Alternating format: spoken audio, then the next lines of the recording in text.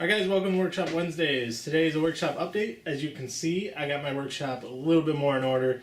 I cleaned up a lot, I organized a lot, I even brought in a couple more tool chests that I had so that I can organize my tools a little bit more. Next I need to focus a little bit more on that side, but that's for a later video. So this week I worked on cleaning that up. I'm still working on the end table. It's actually becoming a lot more difficult than I thought it was going to be. I've never tried to make a table like this before, so it's just a little bit of a struggle, learning experience. So I'm probably going to revisit this one later and remake a new table with all the stuff I learned. Other than that, I haven't really done much. Jason and I did a little bit of filming for some videos that'll come out later, tool review videos.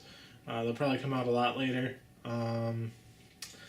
That's about it for this workshop update. I wasn't doing a whole lot because it's been super cold out, and I've been actually working on my truck because I had a problem with that too. So there will be videos coming out. My weekly workshop video is going to be a little bit more delayed than I thought, but I'm getting there. So at this point, I'm still sticking to every other week, but just keep a lookout. We're going to have more every week.